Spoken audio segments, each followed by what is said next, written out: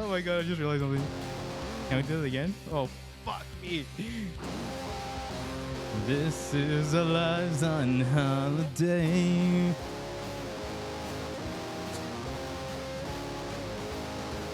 Soul was cool though.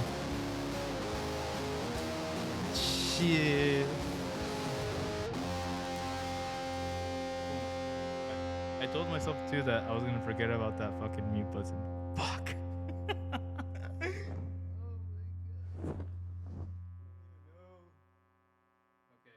The question is that good enough for us? I'm down with that. Cool.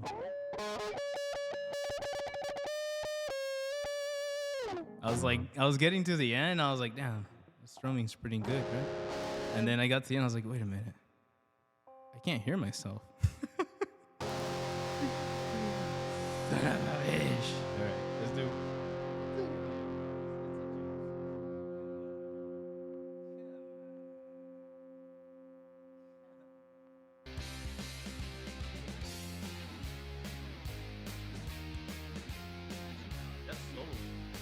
I had that in a second. A plastic bag on monument. Where is that on the No, no, no, no, no. I found it. Rest of a life holiday.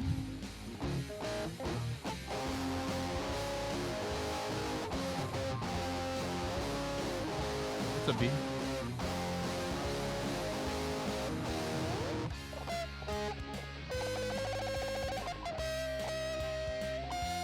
I could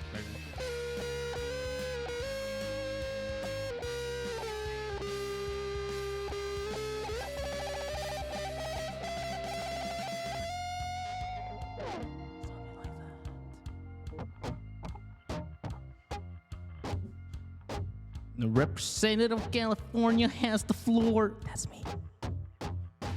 Say hail to the president, gas man. Bombs away is your punishment.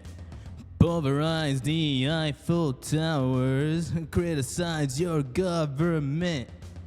Bang, bang goes broken glass and kill the facts that don't agree. Trials by fire, setting fire. It's not the way that's meant to me. Just cause we're outlaws, yeah. Hello, no life. This is the dawning of the rest of our life. I beg to dream and differ from the hollow lives. This is the dawning of the rest of our life. This is the lives on holiday.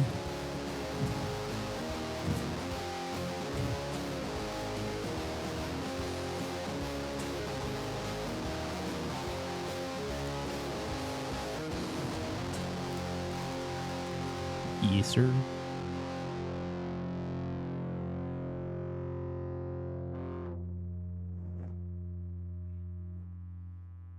Pretend that everything went according to plan.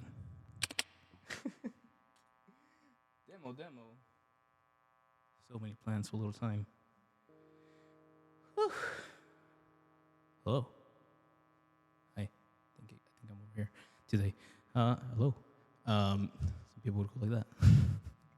But hola. It is I, your boy. It is us, your boys.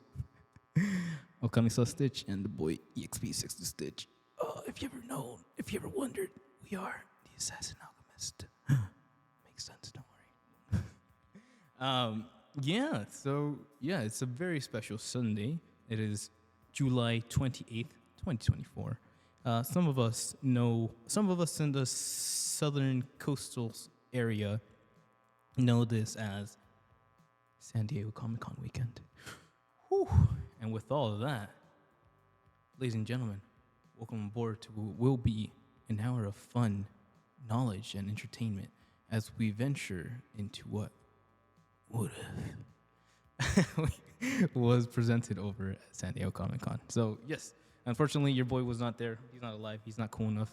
Actually, no, that's a lie. I went to a concert to watch Flow, and it was pretty fucking badass. That video is up somewhere. Don't worry about that part. But it will be going up on this very channel right after this. So, hey, look forward to that amazing Flow and possible copyright. I can believe in that. So, let's go ahead and head over to the news.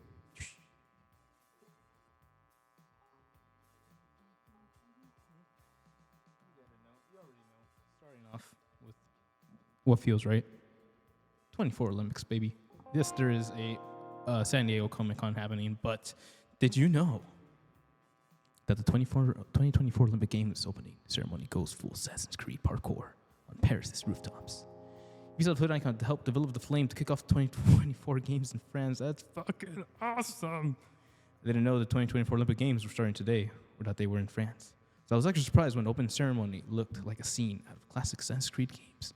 This is from Ethan Gotch over at Kotaku. Apparently everyone else was too. The opening ceremony for this year's game kicked off in Paris on July 26th, running throughout August 11th. Featured everything you need to know about their French culture, including soccer star Zinedine Zidane and a beheaded queen, and what appeared to be a mysterious revolutionary figure in a hood leaping off rooftops. All that was missing was a giant baguette. Nice. Here's how people reacted to seeing the Hollywood Spirit version of an Assassin's Creed protagonist show up at an international sporting event. Hitman Absolution 2012. Assassin's Creed Unity 2014. Hashtag Olympics video games.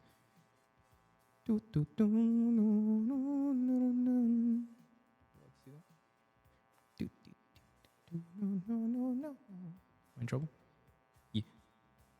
Oh, this dude? Like that? Wow. Hitman Absolution. Hitman had a movie? Oh, that's right. Hitman game. Alright, cool. That's not bad. Sure. Okay. Not bad. Okay. Someone in a very, like, wrapped up revolutionary coat. I can see it. Pretty sure stuff like that wasn't as flashy as we make it out to be. Awesome. Same vibes.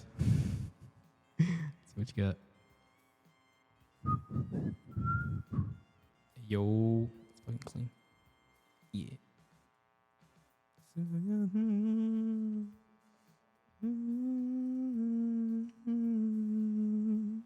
mean, it's a screeds torchbearer, but I dig it. Serious figure holding the torch, blah blah blah. Oprah. Masked Man and a glimpse only at Assassin's Creed ceremony. Assassin's Creed publisher Ubisoft, a French company, which appeared to tease a surprise cameo at the end of its history-defining killer in a couple posts earlier today. One weekend at the official Olympics account, sharing another trailer for Assassin's Creed Unity, the one that takes place in France during the French Revolution. It's still not entirely clear how much of this was direct homage of a country's video game heritage rather than a vague gesture in the direction of brand activation. We are impressed by the opening ceremony. I'm very proud to see that Assassin's Creed was one of the inspirations for the show's talent creators. A spokesperson from Ubisoft told Kotaku in a statement, "It's a true testament to video games' influence on popular culture. Amen." While seeing gaming recognized IRL was always a neat surprise, not everyone was impressed with the opening ceremony. Generally, budget Olympics began trending on various parts of social media, while online lookers critiquing the fact that the event wasn't held in a stadium. It felt more like a dollar store Eurovision than Hollywood Super Bowl halftime show. Damn, that's pretty fucked up. I didn't want to say it. We drove the stadiums. Rio 22 made it work with less budget. This one for France is terrible. What does that mean? Opening ceremony.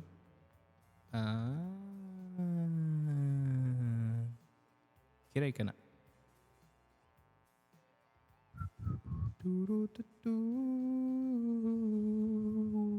Was my boy with the torchbearer? Because they're like, oh, that's pretty dope. They're like presenting it like if it was Circus du Soleil. Not bad. All right, well done. Pitching to judge, the nations would have felt differently with the Suns that jumped off a restore Notre Dame Cathedral into Giant Card Bay. If the Olympics games in France had your opinion for a getaway you can't afford, Assassin's Creed Unity isn't the worst alternative. The infamously buggy game at launch plays great now, and will let you explore some of Paris' most famous landmarks in between many grisly but necessarily murders. It's $30 on PSN now and on PC, but you can rent it for paid 1 month with the PS Plus Extra or Ubisoft Plus, which both are under $20. Awesome. Hi. I love Assassin's Creed. That was just for all you out there. All you homies out there. Hell yeah. Okay, next up, over at IGN, Michael Kriep at Rick and Morty anime director explains focus on Morty and Lupin the Third, Secret Influence. You know it, baby. Takashi Sano wanted to make a show for every kind of Rick and Morty fan. Rick and Morty, the anime writer and director Takashi Sano will teleport viewers to a new realm of animation in just a few weeks. And that means telling you stories about some of the franchise's most important characters. Who the fuck is this? As described, that's not Summer, is that Summer? As described during your San Diego Comic-Con panels today, Morty specifically is one of the characters given more to do in an anime spin-off show. Sano says taking a trip to new pockets in the multiverse opened up the opportunity to explore fresh themes. Cool. So I wanted to focus on Morty having a bit of a story and of romance throughout the series, and use that as a springboard for a story that all connects all of the different universes. So I introduced a new character who you got a glimpse of. This kid. Sano said, end quote. Sano says when describing a new character shown in SDCC, quote, "You can see the respect that I paid to the original series because I didn't want to make an anime series for anime fans, but something that everyone could enjoy." It's like so this is like Japanese inspired. Yeah, Rick and Morty art style, interesting. That's an alien. Dibs. Okay. Somewhere new next month. Sano has experience working on other anime, such as Tower of God, Interesting, Vinland Saga, AO, and Lupin the Third. Fuck yeah. And his roots in Japanese animation run deep, but he never intentionally drew inspiration from other projects that viewers might know when working on Rick and Morty anime spinoff. He explained during the panel, for me, quote, for me, even though it's titled the anime, I didn't necessarily set out to make an anime. Still, some information managed to come crawling out naturally. Sano's work on Lupin is one element that he feels is found its way into Rick and Morty, the anime. That's pretty cool. But it's very naturalistic influence, nothing else trying to do. I've drawn a lot of Lupin, so whether I want to or not, I think when the character walks or runs, the look comes out. Sano said, when asked when the viewer should look for references to other popular anime. Just hearing the question, I see traces of Lupin in how Morty walks and runs. It's a very naturalistic influence, nothing else trying to do, end quote. Rick and Morty anime premieres on Adult Swim August 15th, 2024 at midnight. See everything else announced at SDCC 2024 right here. Cool. That's really dope. It's really dope because it's the anime that we've been talking about coming into this English pop culture and fucking violently colliding to make essentially a Lupin the Third inspired Rick and Morty. It's freaking insane.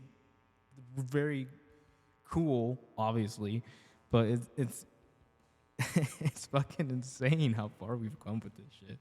Because when Rick and Morty came out, like when it first came out, I remember being at Anime Expo, or sleeping over someone's place at Anime Expo, and their roommates were watching Rick and Morty, and it was the episode of the what's it called? Fucking Anatomy Park, and then the little they go inside someone's body or whatever, and the little amoeba or white blood cell that walks with them is actually John Oliver from Last Week Tonight.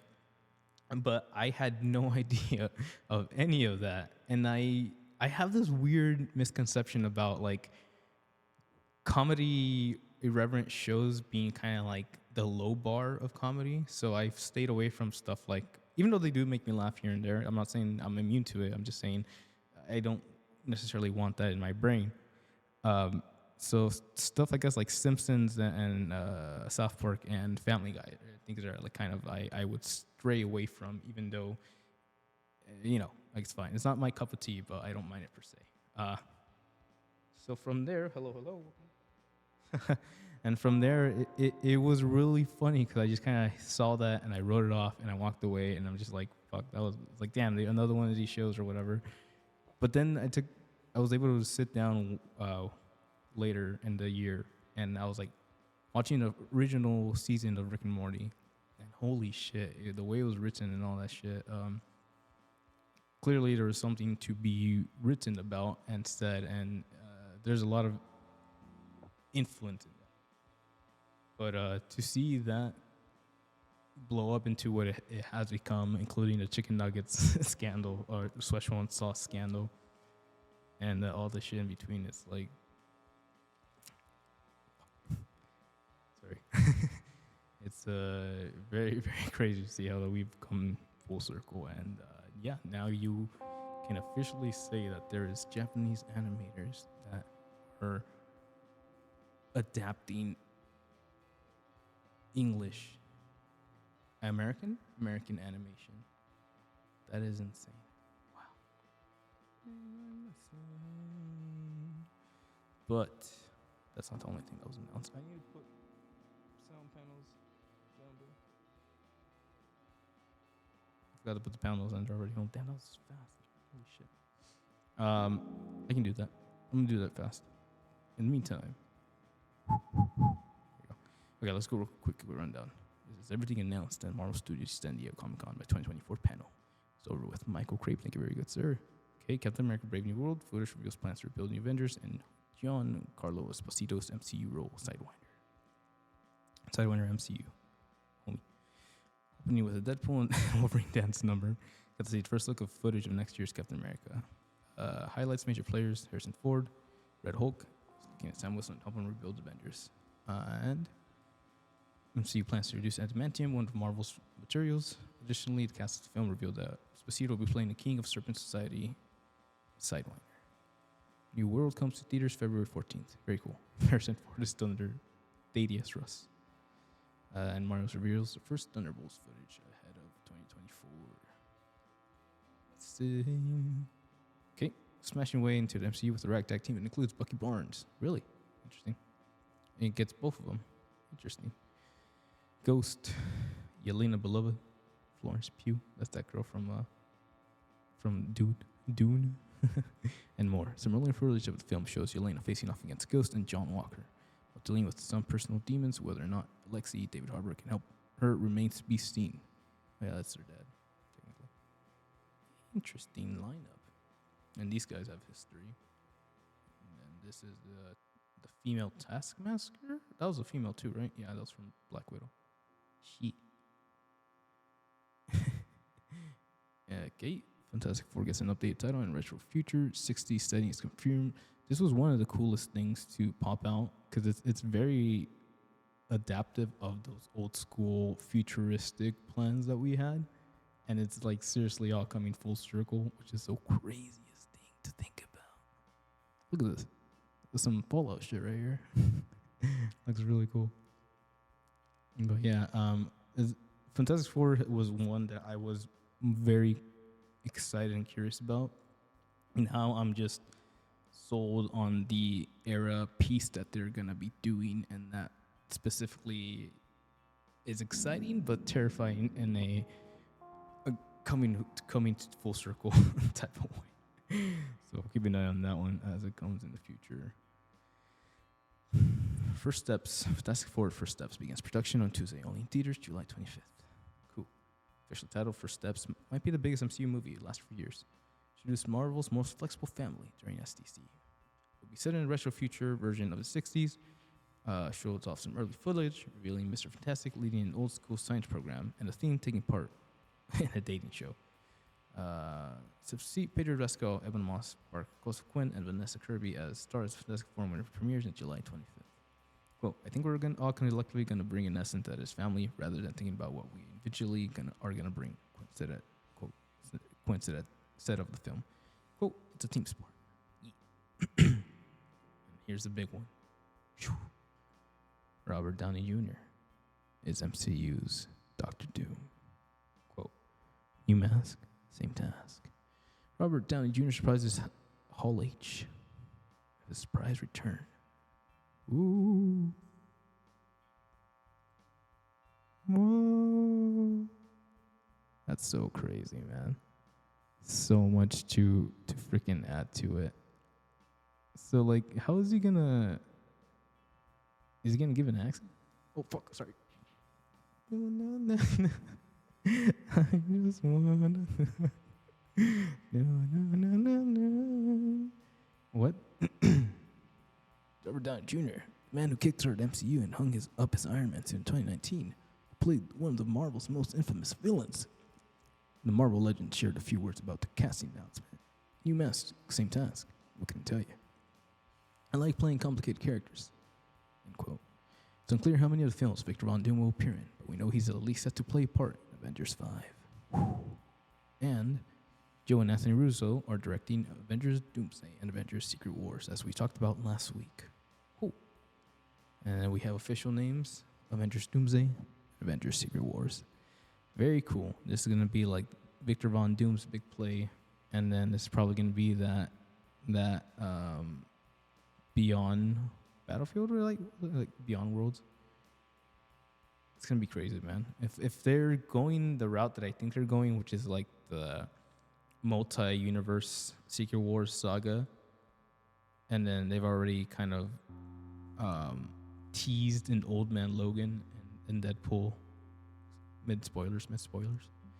But man, they're really gearing up to do something crazy, which I guess would be fine because this is the end of that multiverse, and after this, everything becomes a single timeline. So we'll see how that develops in the future and shit like that. Junior isn't the only one MCU putting it back on the cape. Winter Soldier and Avengers Endgame directors Joe and Anthony Russo are teaming back up with Marvel to direct Avengers Doomsday and Avengers Secret Wars. Details on the latter are light, but Marvel says that we can expect it out in May 2027. Doomsday, meanwhile, seems to be the new title of the movie that was previously known as Avengers. King Dynasty. Rip.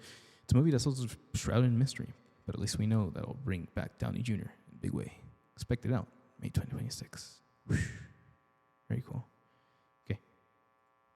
Before we move on, I'm going to go ahead and jump over to the store and put the thingy on. I'll be right back.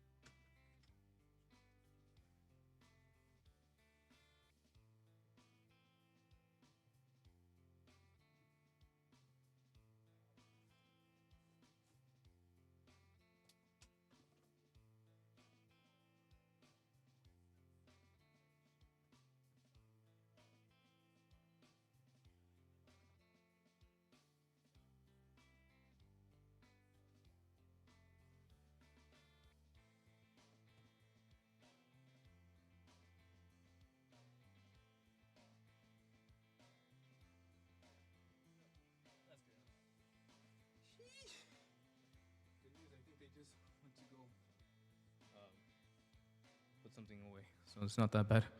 Just kidding. Fuck, I'm done. I'm tired. I'm old. When you call my name.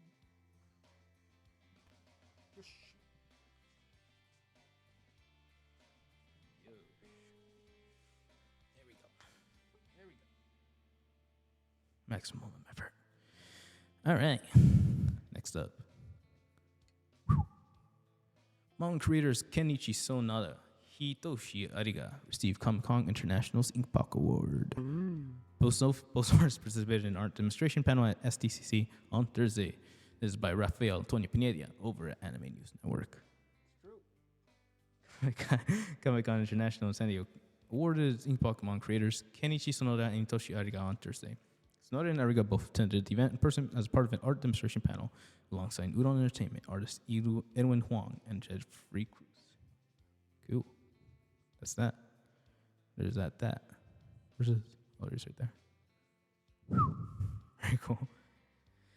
Sonoda is best known for being a creator of such manga as Writing Bean, Gunsmith Cats, Cannon God Excision, as well as being the character designer of Bubblegum Crisis sci-fi OVA series. This guy's. He is also character designer of God Force, Eternal Story, and franchise's subsequent OVAs. He's also designed characters for Scramble Wars and is credited for conceptual design of Salty Ray. Wow. Entertainment is offering this new Bubblegum Crisis complete art book at the event. And also recently announced that it began releasing Gunsmith Cats in the new Omnibus edition, February 2025. Entertainment published Agito's 3-volume Mega Man Mega Mix and 3-volume Mega Man Giga Mix manga in North America. Viz Media published Ariga's Big O manga. Ariga is known for being a character artist for Pokemon franchise. Past Inkpok Award winners include Osamu Tezuka, Hayao Miyazaki, Robotech's Carl Machek, Lupin III's Monkey Punch, Ayo, Rama's Half's Rumiko Takahashi, Crying Freeman's Ryoichi Ikegami, and Kuzuo Koike, Sailor Moon's Nakoto Takeuchi, Usagi Yojimbo's Stan Sakai. Nice.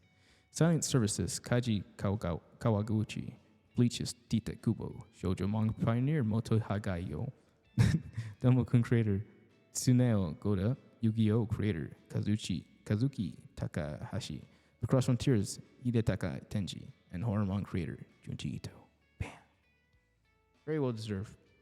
Last week we talked about how these guys, Comic-Con is slowly, but awesomely, again, taking in that Japanese influence and not shying away from celebrating and honoring those who have inspired our comics and our pop media as it is today, nowadays. So it's very cool to see these guys get respected and get the props that they deserve. And I hope that continues to happen in the future because we will keep on seeing more Japanese creators be inspired to provide these stories and have a desire to reach out to the Americas and give us more of these visions and these dreams. So I'm looking forward to that. Yes, sir. All right. Next up, video game actors are going on strike over AI. This is by Ethan Gatch, back over at Kotaku. Just when you thought it was over, AIs, baby, ain't never over. Thank you. Thank you, best girl. I see you in the corner. Generative AI has prompted the first video game industry strike since 2017. Video game actors are going on strike for the first time since 2017 after months of negotiation with Activision, Epic Games, and other big publishers and studios over high pay, better safety measures, and protections from new generative AI technologies. They'll be hitting the picket line a year after Hollywood actors and writers wrapped up their own historic strikes, an escalation that could have big consequences for development and marketing of some of the industry's biggest games. Members of the Screen Actors Guild, American Federation of Television and Radio Artists, SAG-AFTRA, voted last fall to authorize strike, citing an unwillingness of big game companies to budge on guaranteeing performers' rights over how their work is used in training AI, creating AI-generated copies. Roughly 2,600 voice actors and motion capture artists, including talents like Troy Baker from The Last of Us, Jennifer Hale from Mass Effect, and Matt Mercer from The Legend of Zelda. Matt Mercer. Interesting. Tears of the Kitten have been working without interactive media agreement since November 2022. The strike starts on July 26, 12:01 a.m. That's intense. Because, okay, quote, the video game industry generates billions of dollars in profit annually. The driving force behind the success is the creative people who design and create those games. Chief negotiator Duncan Capertee Island said that in that statement. That includes the SAG-AFTRA members who bring memorable and beloved game characters to life. And they deserve to be demand the same fundamental protections as performers in film, television, and streaming, and music. Fair compensation and the rights of informed consent for the AI use of their faces, voices, and bodies. Frankly, it's stunning, too, that these video game studios haven't learned anything from lessons of last year, that our members can and will stand up and demand fair and equitable treatment with respect to AI, and public supports us in that. Quote, we are disappointed the union has chosen to walk away when we are so close to a deal. We remain prepared to resume negotiations, spokesperson Audrey Cooling from the companies involved in the interactive media agreement said in an email statement. Quote, we have already found common ground on 24 out of 25 proposals, including historic wage increases and additional safety provisions. Our offer is directly responsive to SAG-AFTRA's concerns and extends meaningful AI protections that include requiring consent and fair compensations to all performers working under the IMA. These terms are among the strongest in the entertainment industry. Cool. Righto. While games set to come out this fall, like Dragon Age The Veilguard, whose recently revealed voice cast includes several guild members, likely already have their voice and motion capture work completed. Strike means SAG-AFTRA members would be unavailable for projects that are starting production soon or years out. Games relied much less on active performances in the past, but most popular franchises now are fully voice acted. With the biggest budget productions using motion capture to transform actors' real-life performances frame by frame into the game. Exactly which games will be impacted remains to be seen. The language in the IMA is clear that the video games were already in prior production to August 25th, 2023, including live service games that are not subject to the strike and remain covered by the ongoing terms of 2020 to 2022 IMA, Cooling said. The Guild gives a different threshold of December 2022 for most games, adding that live services like Fortnite and Apex Legends could be struck starting 60 days from now on if things get to that point. Cool. The last time video game actors went on strike in 2066 was primarily over pay rates and lasted an entire year. So clear of a strike this time around will be over any sooner. Unlike the issue with higher pay, people involved in current negotiations say that the lack of AI protections poses an existential threat to actors that create and their creative output. Just this week, Wired reported that companies like Activision, Blizzard, and Riot Games were moving ahead with using generative AI tools to help create concept art and even potentially assess assets that would make it into finished games like Call of Duty Modern Warfare 3. 18 months of negotiations have shown that our employers are not interested in fair, reasonable AI protections, but rather flagrant exploitation, said Negotiating Committee Chair Sarah Elamai in a statement. We refuse this paradigm. We will not leave any of our members behind, nor will we wait for sufficient protection any longer. We look forward to collaborating with teams on our interim and independent contracts which provide AI. Necessary consent and compassion to all performers, and continuing to negotiate in good faith bargaining group when they are ready to join us in the world we all deserve. End quote. Damn. SAG-AFTRA video game voice actors are set to hold a panel featuring Ashley Birch for Horizon Forbidden West, Noshla Dalla, Red Dead Redemption 2, and others at San Diego Comic Con later this week on July 26th. Hey, that was 2 days ago. Whew. Update. Added a statement from the game companies. Yeah, man. Yeah, well, it's pretty intense. That's going to be one of those things that, like,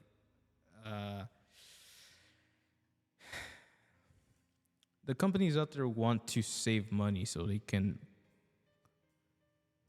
keep. I have that Goku. Keep creating art? Question mark.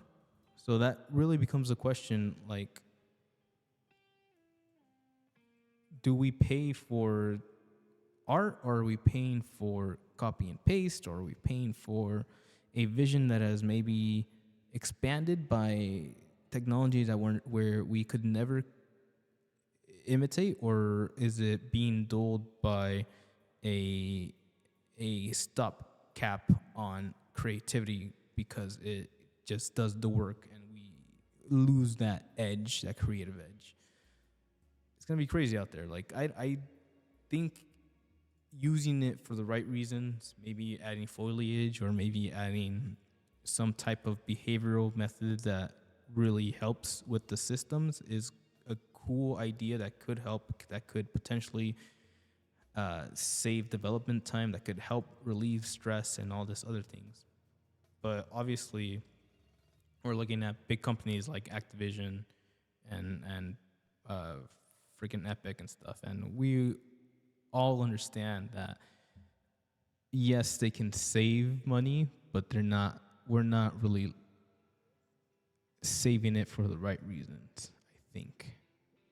So where we go from here and where things settle, I do hope the SAG-AFTRA and like those unions kind of come in clutch. I will not forget messing up by not supporting them as often as they should, and I feel like everybody is on the same page of like, yeah, unions do take your money and shit, but dude, it's for the right reasons, and that's what that is. So, hey, I hope it all works out over there, man. It's rough. So keep it safe. Be cool. And yeah, good luck out there. Whew. Last week, we had news of a dragon. This week, we have a trailer. Life Like a Dragon, Yakuza Live Action Series reveals first trailer, Kento Kaku as Nishiki. First 3 episodes debut on Amazon Prime on October 24th. Damn, look at that. It's by Alex Mateo over at Anime News Network.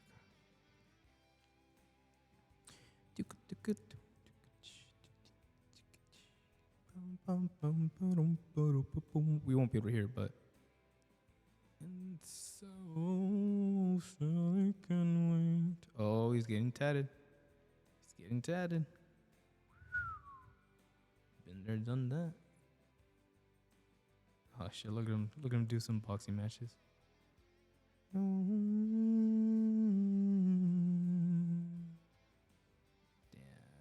that's the OG way to get tatted. Shit. That's fucking crazy. Sheesh. Can't wish you had a new sound now. Damn. This is gonna be sick. Well, I'm so in.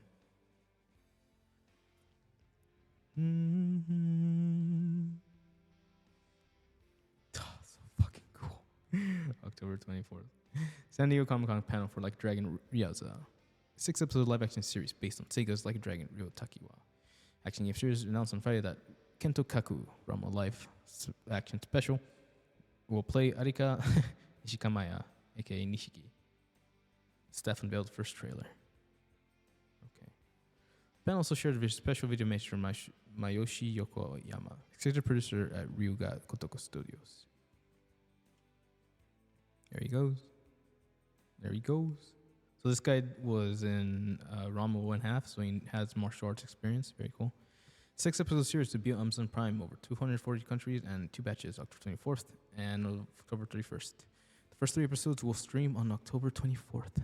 The series starts Ryoma Takeuchi and Zero King as protagonist Kazuma Kiryu. Masaharu Take, 100% yen, is directing the series. Series partially based on the first game in the series, which initially titled Yakuza in the West. The series transitioned to the title Like a Dragon, closer to its Japanese title, with the seventh game, Yakuza, Like a Dragon, in 2020. The story was centered on Kiryu and three friends, initially in 1995, nice, then transitioning to 2025.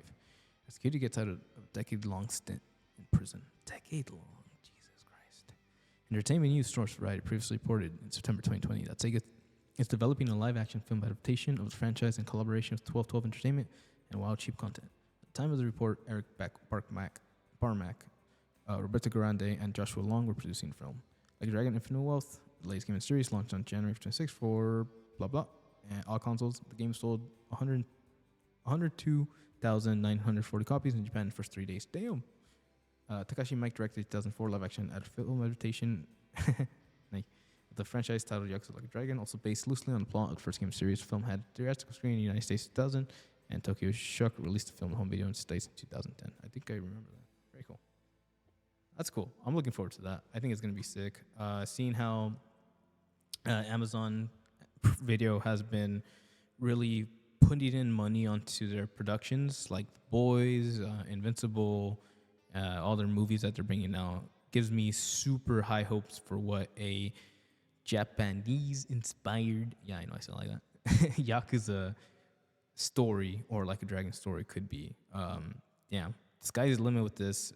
Japan is not that hard of a place to replicate, and with a budget of Amazon, Jesus, Mary and Joseph, it's just gonna be freaking awesome. I'm so hyped. Looking forward to it.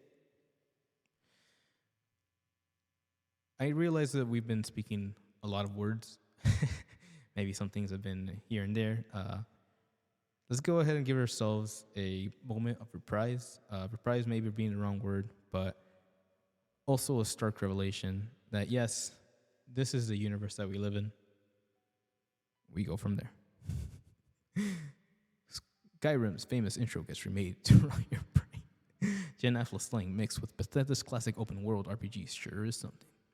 By Zach Swain over at Kotaku. Quote. Do they have a video of this? Damn. We're all gooners and stepsisters in binds now, Rizzler.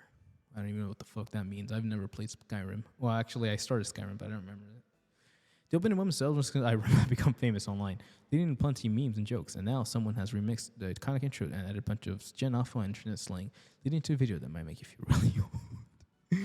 I was gonna do a little short with that, so I won't spoil it, but maybe it'll happen. Skyrim, Bethesda's best-selling open-world RPG, was released all the way back in 2011. Damn, a very different and arguably more inconvenient, innocent time for us. There's no TikTok DLC, was still relatively new constantly on consoles. Fortnite didn't exist, and COVID-19 wasn't a thing. But what if Skyrim launched in 2024? And what if it was written by and developed by 13-year-olds? Well, you don't have to wonder, because YouTube's CJ Mathis has created a video that presents us with that alternate timeline. Shit. Well, when I...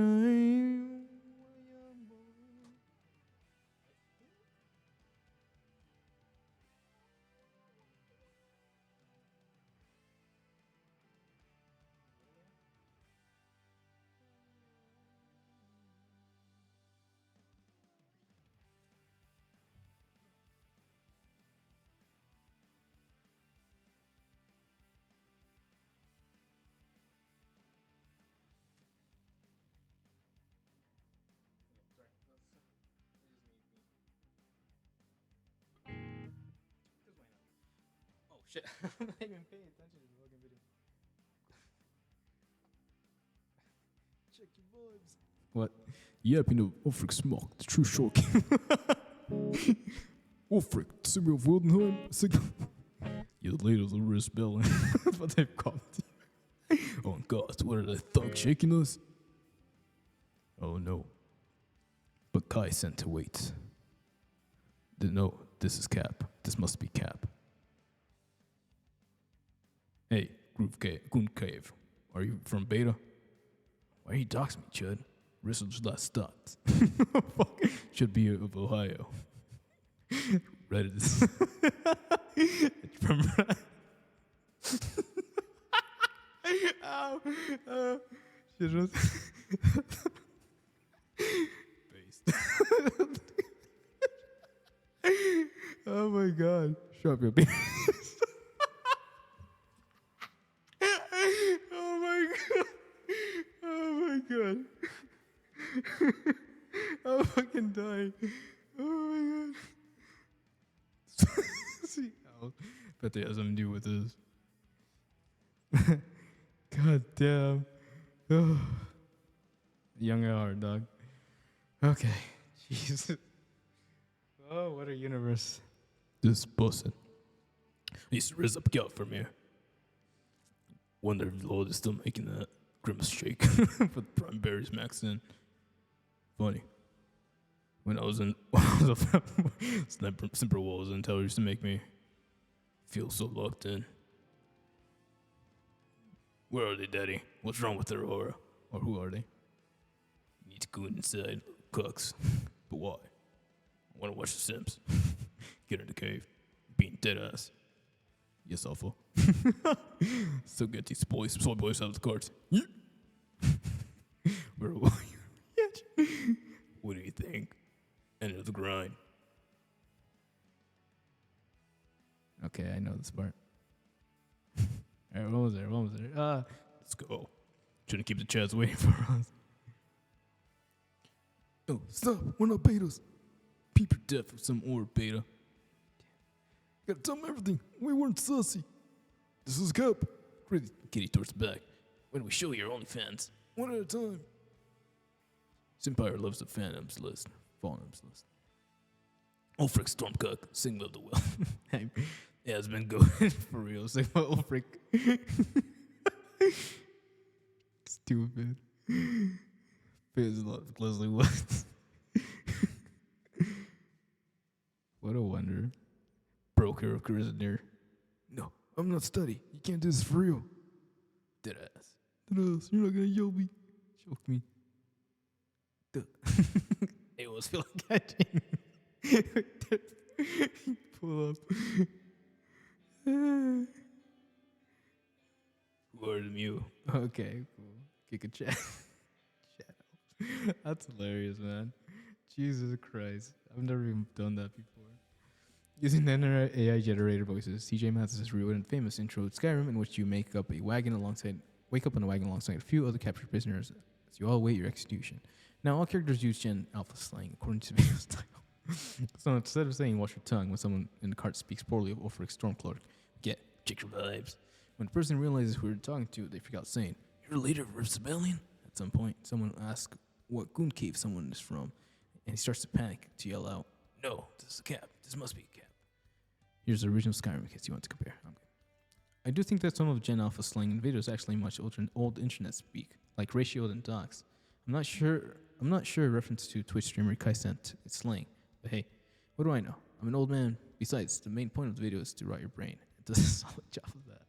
Although personally, I don't mind kids using new words because that's how this whole language thing works. That's how this has always worked. The youth develop new words and phrases, and parents, teachers roll their eyes, and 10 years later, those kids, now teens, roll their eyes as new kids and fresh new slang. Beat until the heat death of the universe. Amen. That's still kind of cool. I like that. What the fuck? But speaking of things, other Gen Z shit, bullshit, and also that's a way of how AI is used for creative, funny, awesome things. So shout out to the homie who made that video. Very, very cool.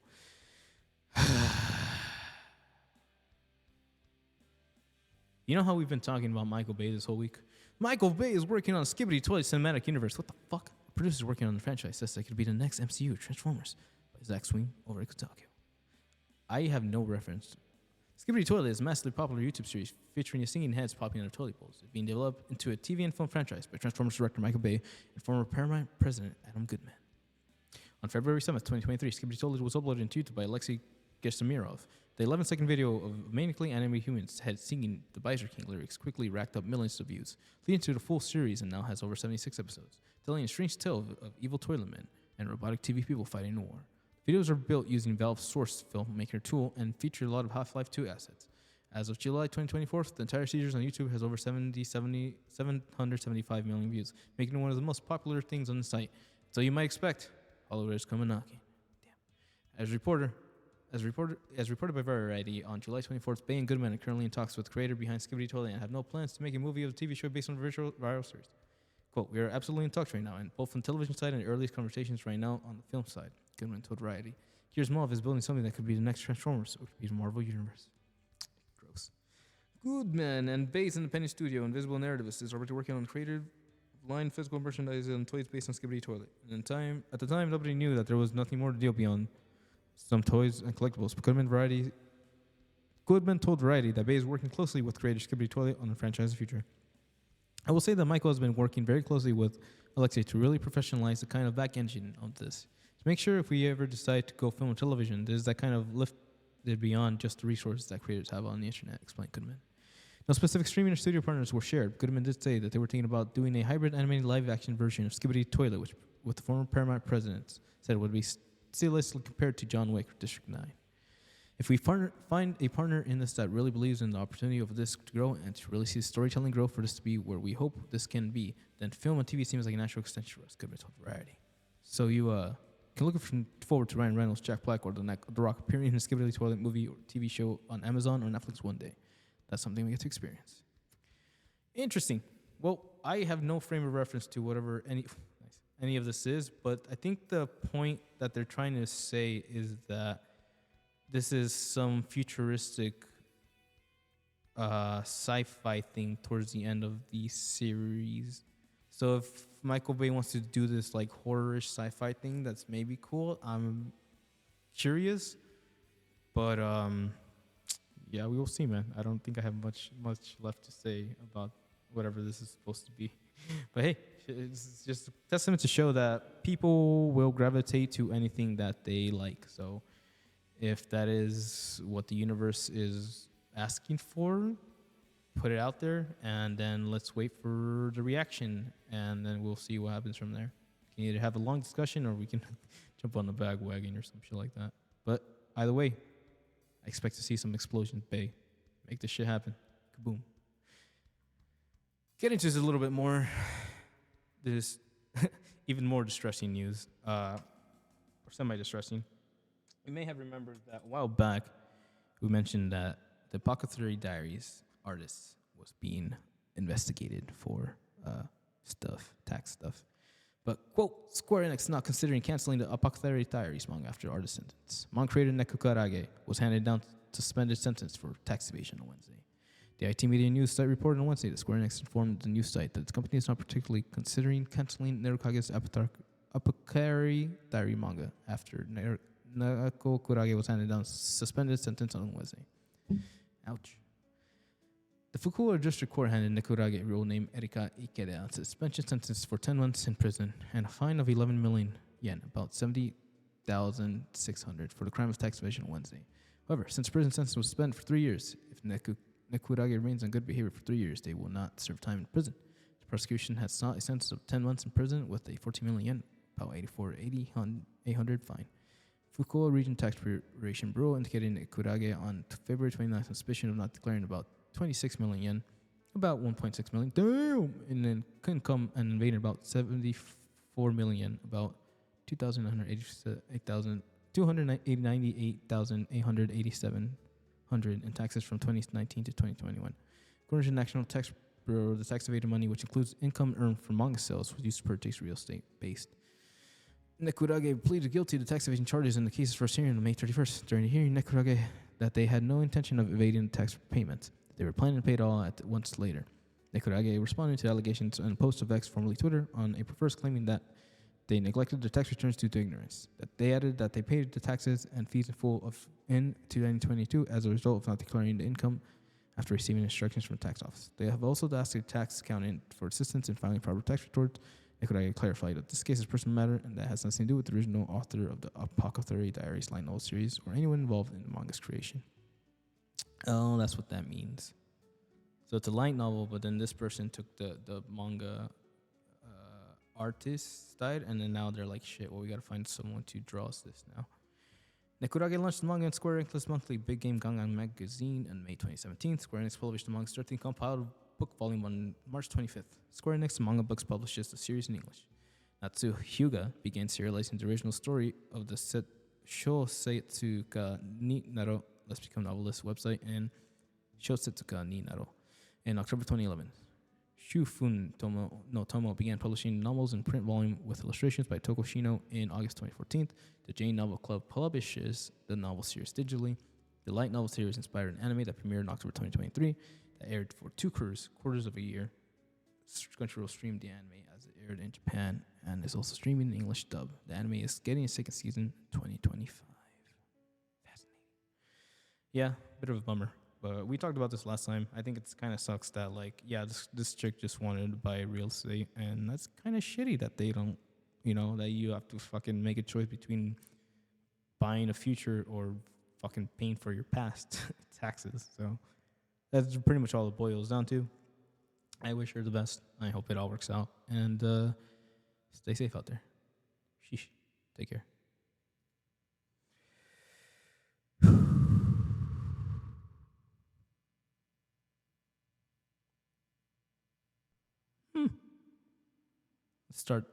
Let's start a little bit slow, okay? Okay. Terminator Zero's Matsun Tomlin writes Berserker anime series. Hey yo. This is by Egan Lowe. The Batman screenwriter starts developing series co-created by Keanu Reeves this fall. Hell yeah. The Berserker The Immortal Saga panel at Comic-Con International at San Diego announced on Saturday that writer Matsun Tomlin is serving as showrunner for Berserker anime series. In a pre-recorded video message, Tomlin added that he is assembling a team to start development this fall. Tomlin wrote an identical script for the Batman film and an upcoming Terminator Zero anime, and was also attached to the pen script for the planned live-action project film of Capcom's Mega Man game franchise. Holy shit, that's awesome. The convention also presented the project co-creator Keanu Reeves with his contributions to comic books and popular culture. Project Comic-Con International 2020 panel announced that Project IG is producing an anime series with plans for 2 seasons. Holy shizzles, that's fucking cool. Netflix has announced in March 21 that it acquired the rights to the original comic book series from Boom Studios and describes the story. That's awesome. Berserker is a brutally epic saga about an immortal warrior's 80,000-year fight through the ages. Man's only known as B. It's half mortal, half god. Cursed, compelled to violence, even at the sacrifice of his sanity. But after wandering the earth for centuries, B may have finally found a refuge, working for the U.S. government to fight battles too violent and too dangerous for anyone else. In exchange, B will be granted the one thing he desires, the truth about his endless blood-soaked existence and how to end it. Fuck. Netflix would adapt the first series into a feature film, followed by an anime spin-off series. Netflix added that the anime series will further expand the Berserker universe by exploring different elements of the story in the series. Reeves will reprise his role and voice the character. What a guy, man. Fucking Reeves putting in the work, learning how to fucking do gun combat, close quarter combat, all that shit. Writing a comic book in the meantime, and, just doing the shit. He's so cool. Breathtaking. So yeah, just wanted to throw that one out there. But if you thought that was cool, yeah, I think that was someone. The anime type should source code 3 is after announcements. Same thing. I've deleted the wrong one. The group on stage, a little more information. This is from Rebecca Valentine over at IGN. Hey, yo, always wanted to say that. Just kidding. How do you unhighlight shit? Thanks. Send me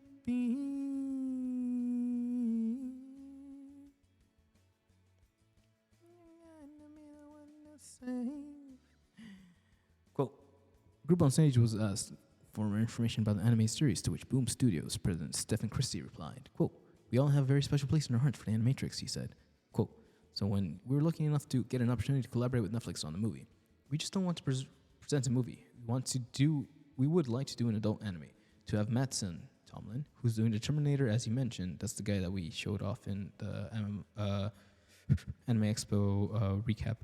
I think we're going, that's great spelling, my friend, going to have a chance to do some words. This happens to the best of us, don't worry about it, that's on me too. See, we're going to some of the worlds that you see in the comic specials, and hopefully it'll pay tribute to an anime that we love as fans.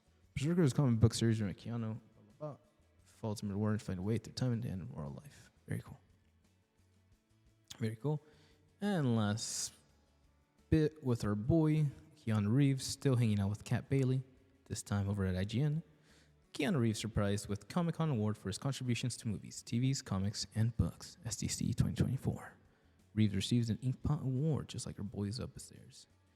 Keanu Reeves added a surprise award to his collection on Saturday, receiving Sandiego Comic-Con's Inkpot Award in an improv ceremony that took place during the convention's Berserker panel. Toward the end of the panel, a Comic-Con representative appeared with an Inkpot Award statue, which he presented to Reeves.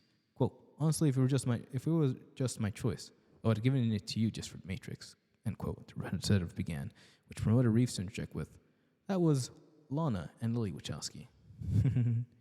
Keanu Reeves accepts the Inkpot Award from 2020 SDCC for his work across comics and movies. The representative continued, quote, you helped tell that story. This award for those who have contributed to popular art and pop culture. No one would argue that have contributed in not just movie and television, but books and comics too. Reeves accepted the award amid a standing ovation from the audience and delivered a short speech to express his gratitude. Quote, in giving me this award, you're also giving me recognition for everyone here. I've been really fortunate to work with some incredible artists and tell some incredible stories. Berserker is one of them. So thank you. Thank you. Thank you. Breathtaking. Comic-Con has given out the Inkpot Award every year since 1974. 2023 winners include Felicia Day and famed manga artist Junji Ito. In addition, The Matrix Reeves' lengthy career has included John Wick, Bill and Ted's Excellent Adventures, and other classic films. Since 2018, he has been collaborating on the Berserker comic book series, which will soon be turned into an anime series and a live-action movie. Hey, that was for my boy. Breathtaking. All right, well, yeah, very cool. I love that he's getting his comeuppance, and he has been around for a long time, and he is one of the most influential, cool dudes, and he's just a nice guy. You know what I mean? Like, he's out there eating a sandwich, thinking about a lot of shit. But if you ask him a question, he'll be cool. So respect to the homie. Whew. Just like that. Since we're in the cyberpunk universe era, this is by Alex Mateo over at Anime News Network. Cyberpunk Edgerunners creator launches a new manga on Shonen Jump Plus. Very cool.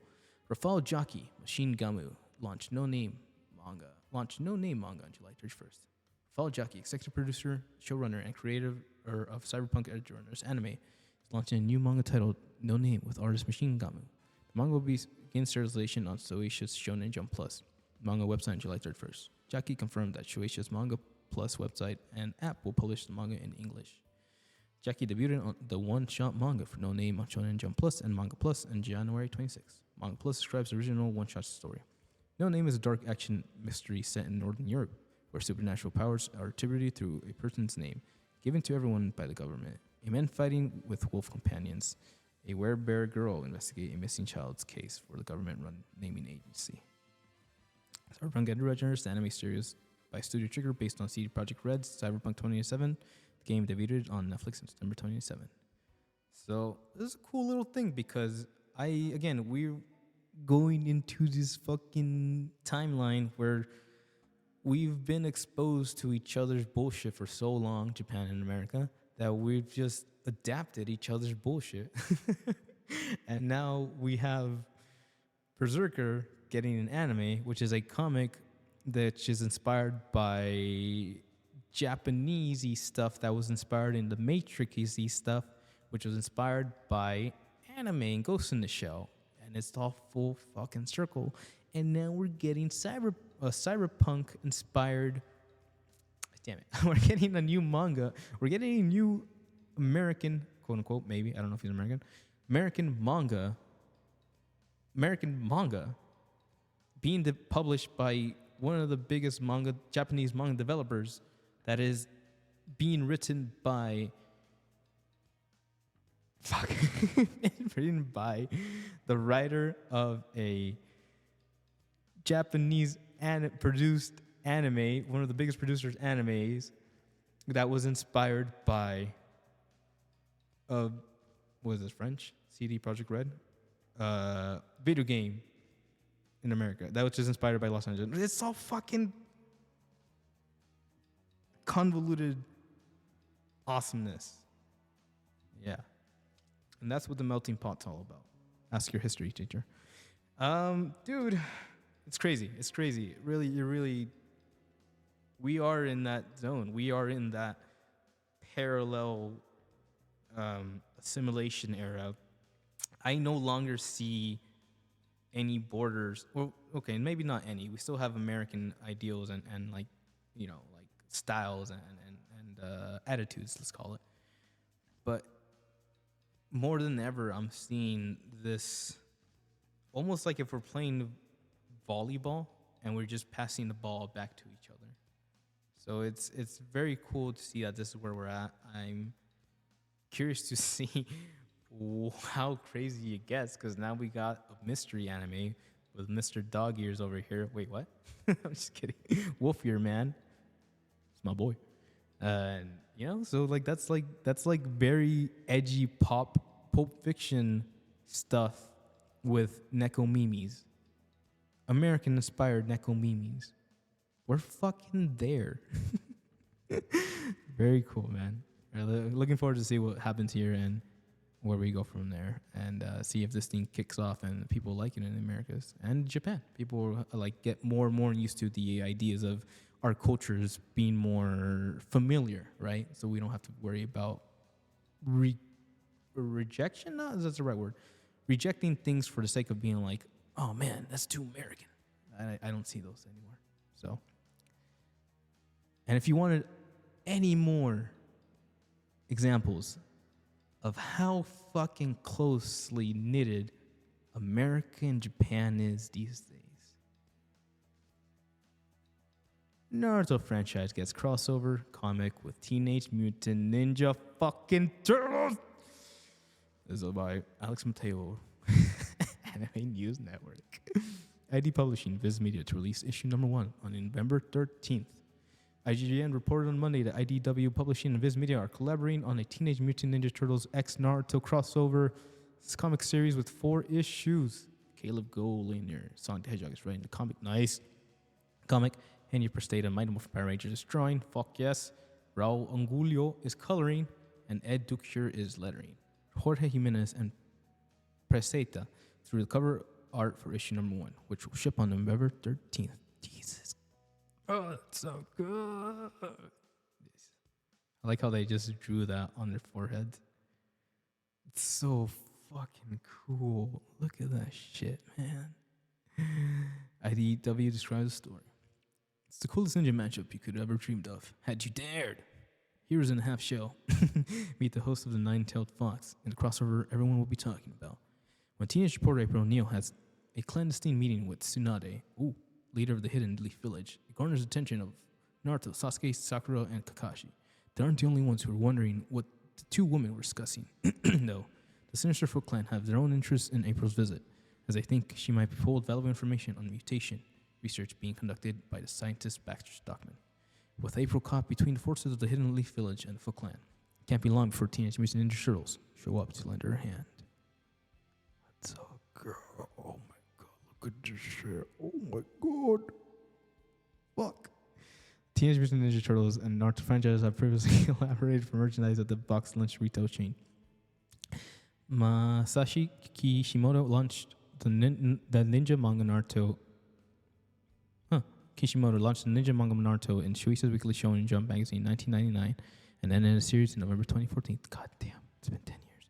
The manga spanned the Naruto and Naruto Shippuden television anime series, OVAs, several anime films, spin-off manga, the Boruto sequel manga and anime series, a series of novels, stage plays, and video games. Damn, dude. It's wild. That's it. That's where we're at. That's what we do. One of the craziest moments, and then we're getting freaking Sonic the Hedgehog writers, freaking Power Rangers artist. Dude, we're in a new era. Like, we're in that era where nothing is beyond doable, man. Like, all the freaking alternate universes have been thought of, all the crossovers are happening, and now we have the two countries romanticizing, flirting across the border, across the Pacific Ocean, as we slowly create art together. Amen. Wow, what a time to be alive. Very cool. I love this. I'm so down. I'm down to like buy the series and support it and get it on November 13th. So looking forward to that. Very, very freaking cool. Moving on.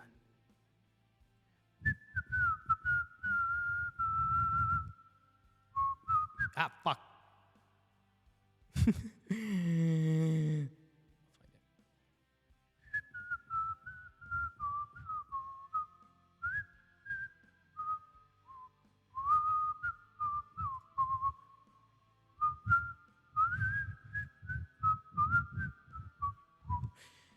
Last one for today. This is by Adam Bankhurst, back at IGN. Deadpool and Wolverine had the largest R-rating global box office opening ever, with its 438.3 million.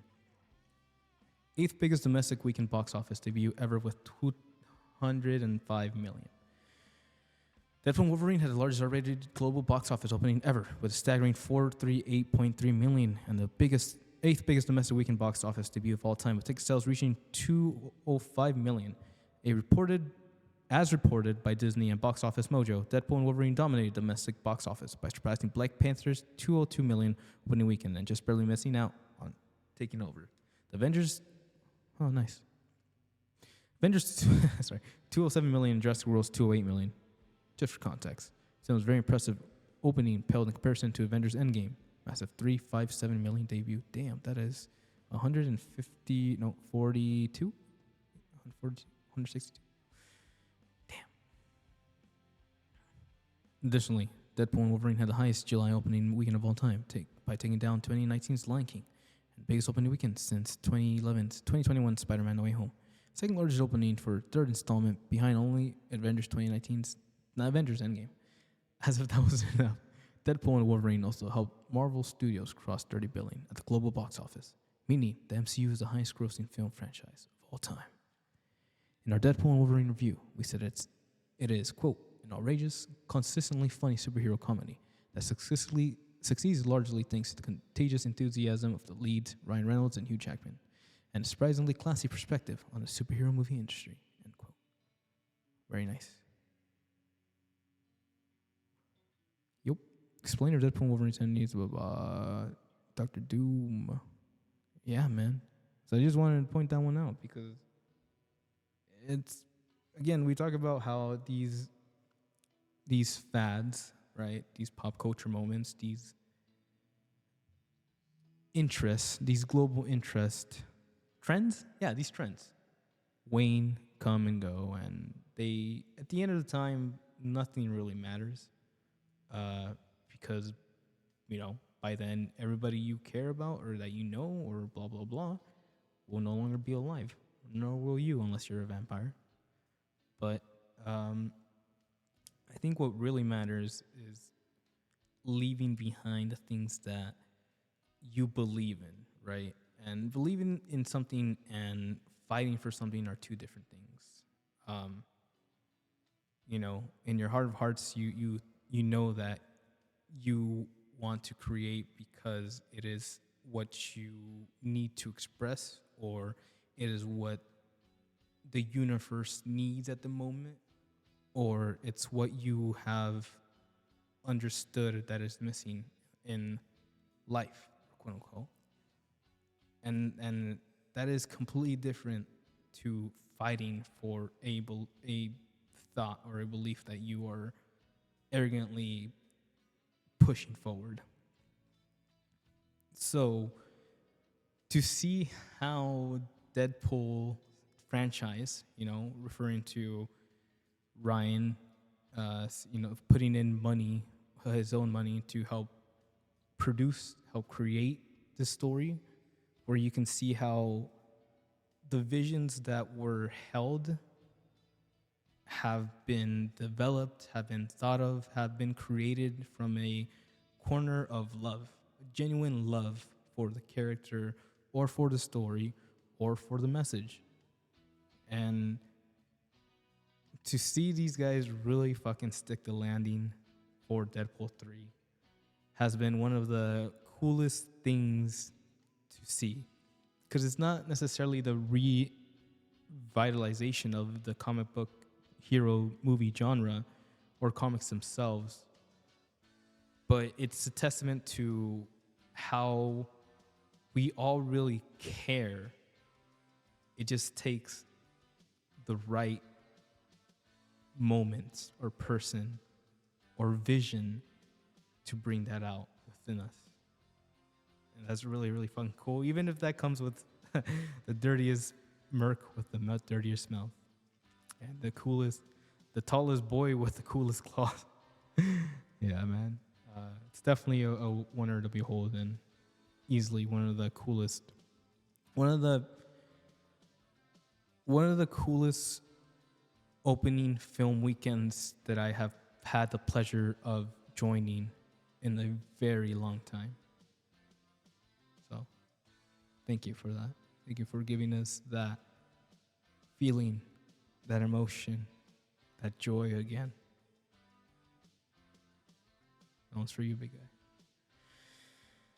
guy. Whew. Additionally, okay, cool. And we've wrapped it all up.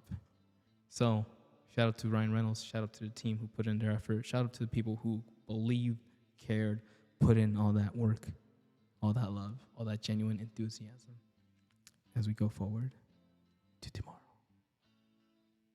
Yeah.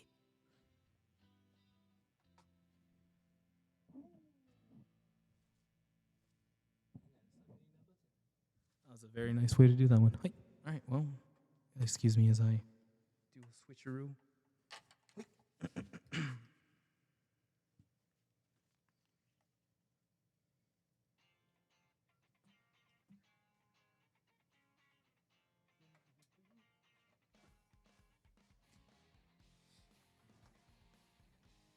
Yes, friend. It's a low price for him.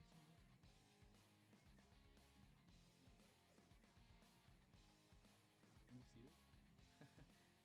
It was kind of awkward.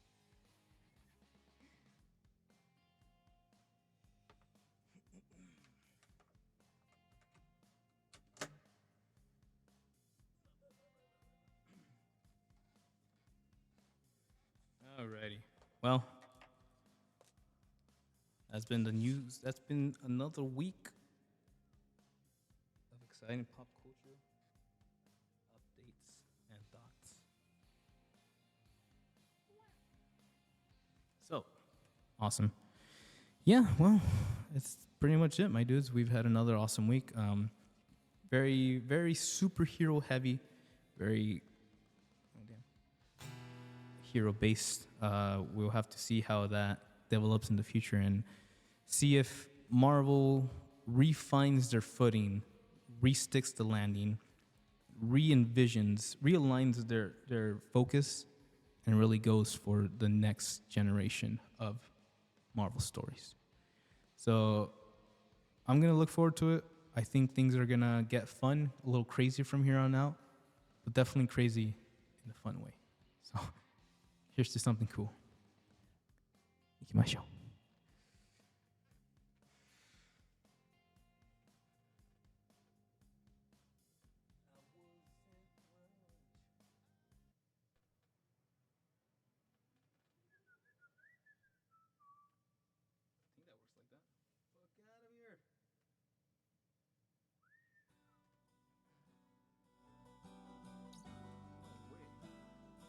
No way. I don't got it. I'd give up forever to touch you, 'cause I know that you feel me somehow. You're the closest to heaven that I'll ever be, and I don't wanna go home right now. And all I can taste is this moment, and all I can breathe is your life.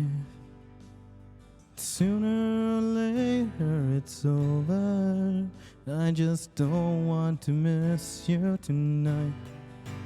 And I don't want the world to see me, 'cause I don't think that they'd understand. And everything's meant to be broken. I just want you to know who I am.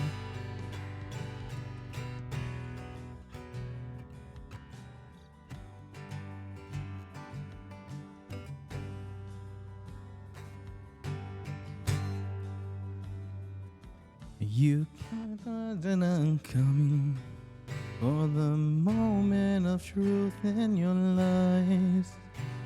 When everything feels like the movies, yeah, you bleed just to know you're alive. And I don't want the world to see me, 'cause I don't think that they'd understand. When everything's made to be broken, I just want you to know who I am.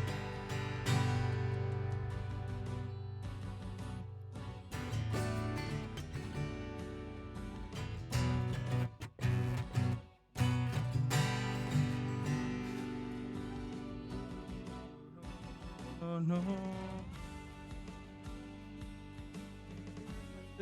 Whoa.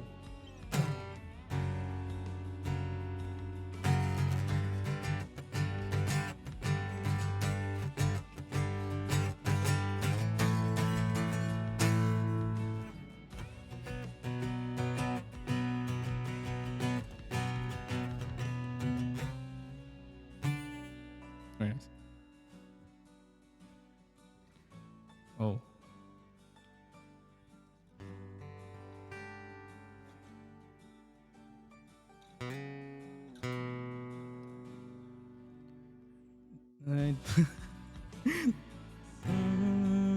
Cause I don't think that they'd understand.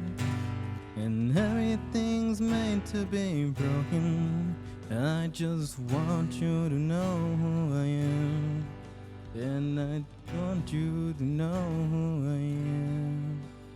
I just want you to know who I am.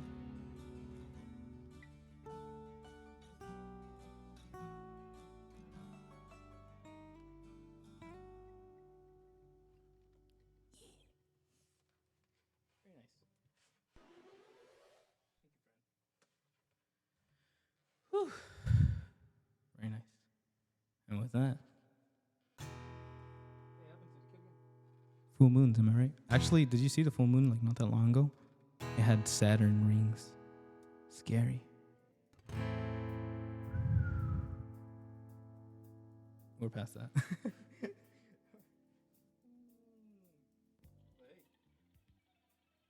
As it will be. As it was. As they will say. Yeah. It's been an awesome, cool little week. Like I said, more comic booky based. It's going to be an interesting place to see where we go from here with the Hollywood eras and the boys over there in Hollywoods, what they're going to produce, what they're going to want to display to the theaters and the Americas and all that. Very cool stuff. It's kind of interesting because I see how like the video game industry was kind of like in a low point, and I want to say that we're slowly getting back on track. Things are still kind of rough out there, but we have companies who know what they want to do now and what purpose, quote unquote, they're going to be creating and stuff like that. So we'll have to see if Marvel really buckles up their pants and gets serious and more confident in what they're producing. So I'm really excited about that. Hope it works out. Looking forward to all the Fantastic Four stuff. And who knows? Maybe we'll be able to experience the future from the past, but in the future, because it was inspired by this movie based on the past. You know what I mean? But until then, it's been your boy. Your boys. The other guy over there. EXP66 Stitch. It's been your boy. Ookami Saw Stitch.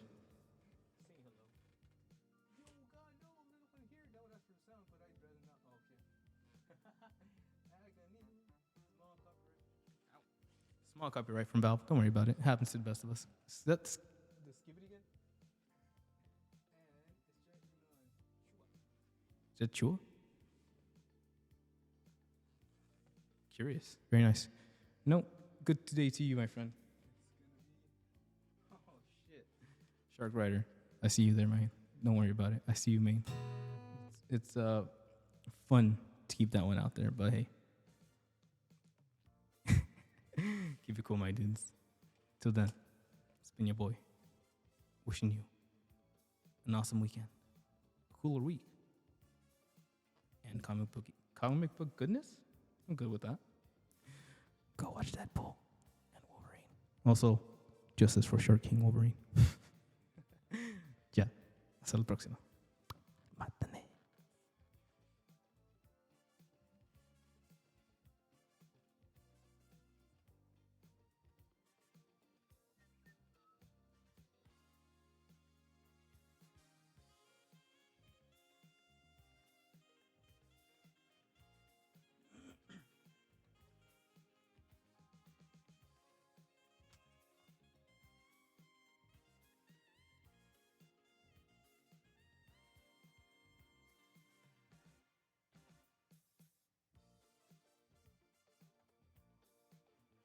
Lucky, wow. Kaerina. Didn't we do this last week? No naita. Working on Japanese. Ano kisetsu ga hima me no mae. Stay with me. Kujisuse wo hinagara. Futari no toki wo daite. Mada wasureru. Atamatamatat Mayo no agaki. Wow, I can see in the distance. Very cool. All right, man. Well, see ya.